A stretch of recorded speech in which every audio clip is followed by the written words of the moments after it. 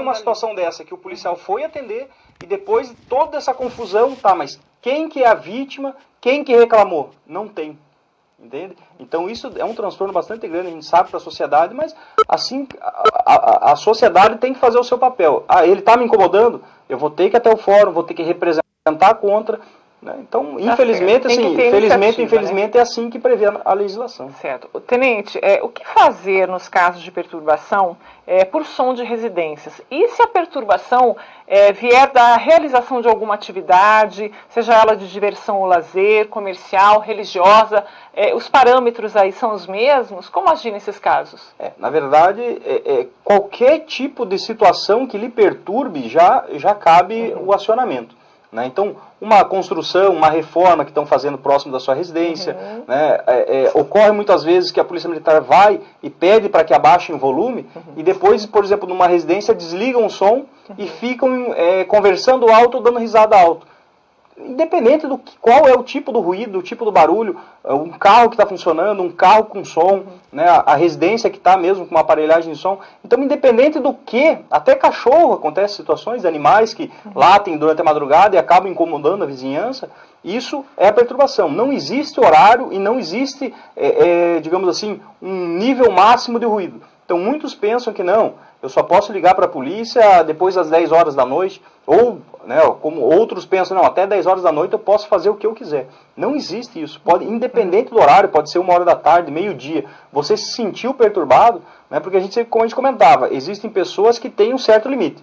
Ele fala, não, eu acho que daqui a pouco ele vai parar. E vai. Chega uma hora que não, agora não aguento mais. Seja por criança pequena, ou até mesmo para você poder descansar, né, na sua residência. Então, infelizmente, algumas pessoas têm suas casas próximos aí, alguns postos de combustível, alguns locais da cidade que acabam aglomerando um número razoável de pessoas.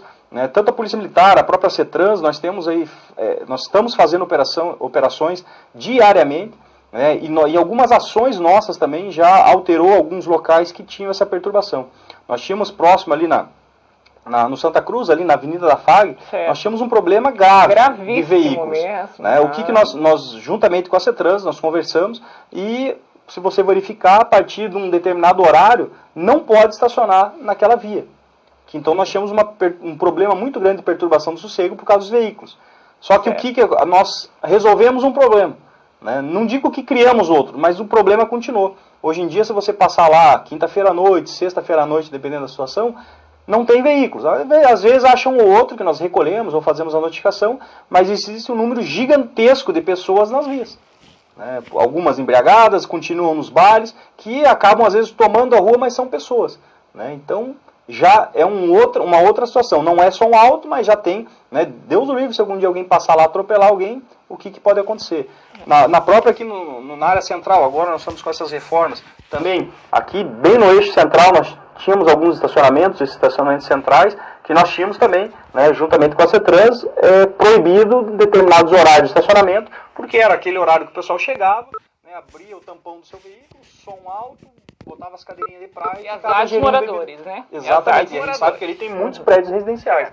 Então a gente tem feito o possível, só que a gente, não é de hoje, migra muito. Então hoje, se nós fazemos uma operação aqui na área central, há uma probabilidade grande de migrarem para o lago. Né? Então a gente vai com bom senso que deveria prevalecer. Né? Então, às vezes, você tem um vizinho, você conversar com ele, olha, eu vou fazer uma festa amanhã. O primeiro que, às vezes, até convidando já resolve um grande problema, né? Você vai fazer a festa, assim, já... A tolerância vai ser outra, exatamente. Né? Mas, mesmo assim, conversar com os vizinhos, que você vai fazer uma festa, que vai ter até horário, e combine com ele, fala, olha, quando você vê que está incomodando, me liga. Né? Às vezes até chegar lá na frente, tem pessoas desconhecidas, vão até achar ruim. Me liga que eu vou abaixar o volume. Então combine com o seu vizinho. Né? Como a gente falou, o bom senso ele deve prevalecer. O que acontece é que infelizmente algumas pessoas acabam ingerindo bebida alcoólica, né? Algum outro tipo de substância, perdem a noção, né? Brigam entre próprios familiares, imagine com vizinhos. Agrava, né? Então se as pessoas tiverem educação em primeiro lugar, bom senso, né? Eu acho que grande parte dessas situações desoneraria o serviço policial, né? E nós talvez poderíamos aumentar o serviço preventivo, né?